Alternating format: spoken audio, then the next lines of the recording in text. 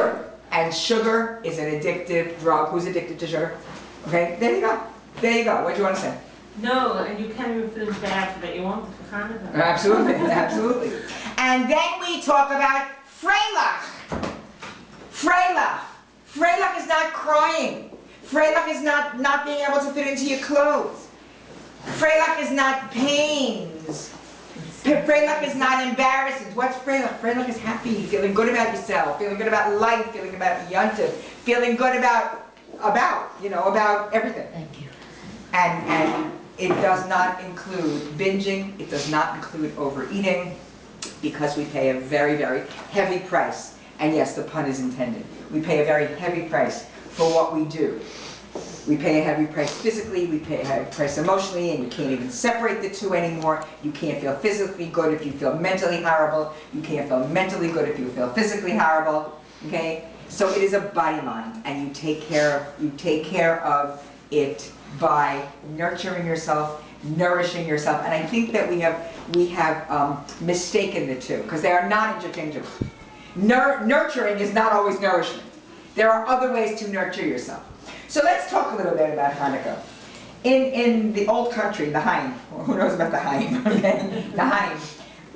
In one of the books, Rabbi Twersky's books, Growing Each Day, Smiling Each Day, he says that it was customary on Chanukah, besides playing dreidel, it was also customary to play checkers. And the Rosh Yeshiva one time asked all the booker, he said, what can we learn from this game? Everybody knows how to play checkers here? Okay? What can we learn from this game? So we learn, okay, the rules of checkers, and the rules of living, and the rules of weight control. Okay? All from the rules of checkers. Okay? Rule number 1, you may only move forward, never backward. Isn't that true? Okay, and a checkerboard. You can only move forward, never backward. Continue to do the best you can and don't look back. What did I do? I'm so stupid. I can't ever get it. I binged. I ate. I'm so dumb. Don't look back unless you want to live there. Okay? You learn from it and you keep going. Okay? Set a daily goal. Not I'm going to do better. Not I'm going to do better than I did. A daily goal for today. It doesn't matter what happened yesterday. It doesn't matter what happened 5 minutes before you walked in here. You can only move yourself forward, okay? We're going to learn every single day. What a pity it is if we make the mistake and we don't learn from it. So we're only moving forward. What did I learn yesterday that I can use for today? What did I learn this morning that I can use for this afternoon? Rules of checkers. You can only move forward and look at your progress. When you're sitting and you're playing checkers, let's see. Where am I up to? Where am I up to? Look at the progress. And it's a fallacy to think that there is no progress. There's always progress. You know what they say? Even a stopped clock is right twice a day. So we think being modest, oh, no, I can't do it, I don't do anything right. Sometimes I ask, what is your trigger? What makes you everything? No, not everything. That's the excuse for people who really don't want to look. Okay? So the rules of checkers. You can only move forward, never backward. You can only move forward one step at a time, and you may not outdistance yourself. You know, when you're moving that checkerboard, that kidney place looks so close. Oh my God, you could, but you can't jump the whole checkerboard. You have to move one step at a time, right? Right? Take steps as you are ready to take them. If I tell you tonight, because you're gung-ho, you're gung-ho, you just started, you're gung-ho, yes, I'm going to be perfect. And I tell you, you have to drink 12 cups of water, right? Oh, yes, I'm going to drink 12 cups of water by tomorrow. Well, how many are you drinking now? None. You think that you're ready to go from none to 12? And you will retain that and you will maintain that? No. And I always tell the story, and it always gets a good laugh, about how a person joins and they have a perfect first week. And they come to me the next week and they kiss me and they hug me and that's it, and I found paradise and I had the best, perfect, wonderful week. And I drank all the water and I ate all the food and I did all the portion control and I did everything, and then I never see them again.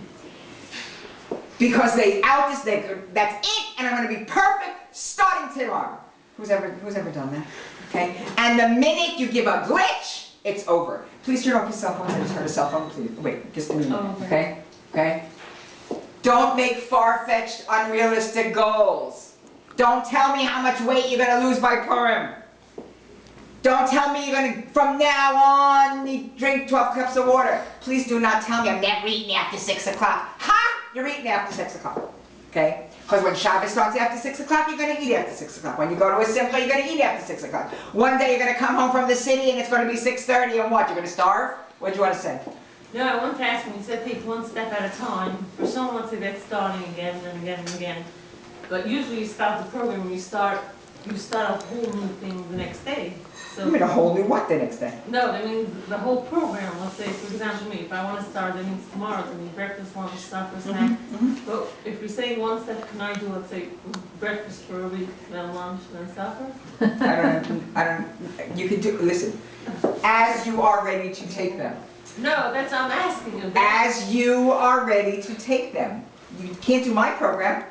You have to look at, what am I ready to do now? What can I do now? What am I ready to do now? If the only thing you are ready to do is eat the breakfast 7 days a week and then worry about the next meal, that's what you have to do. No, it doesn't. Ask me privately, okay? Ask me privately. And if people tell you just make peace with it.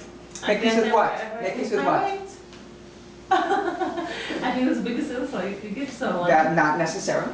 Not necessarily. The only problem is that I decided I was going to make peace with my weight. I think I weighed at that point, I don't know, 200. But it doesn't stay there. There you go. I I was going to make peace with it, that's it. I'm going to weigh 225. But it doesn't stay there. And we always make the promises. You get on this guy. God, oh my God, I can't believe it. I can't believe it. Okay, I'm never going to get above that number. In 1 minute, you're above that number. How did it get there? What happened? It didn't happen. You let it happen. You made it happen. It doesn't happen. The food does not jump up and beg to be eaten, okay? Nobody feeds you intravenous chocolate. And your body, by the way, does not manufacture fat. Whatever fat is on there is what you, and remember I always explained about you. There's always an empty chair for me, and I'm right in there with the you. Because the minute any of us thinks we're above this, and oh, I know that, and this old stuff, and I don't have to do it, it is the beginning of the end. And my mistake was always, I'm going to lose the weight and then I'll worry about keeping it off. No, you're starting to keeping it off right this minute. Right this minute, because not much changes when you get there. And by the way, there is no there. So the budget gets a little bigger, but this is not a hefkaveld. This is not a hefkaveld. You mean I'm always going to have to be cognizant of what I put in my mouth? No. Only the part of your life you want to be thin for. Okay? You want the results, you got to do the work. There is no way around that, okay?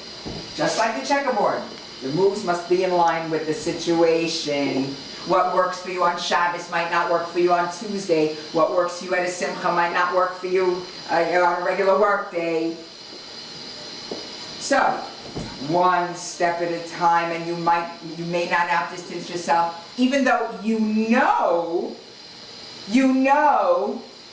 but you're not always ready to do, and you're not always able to do.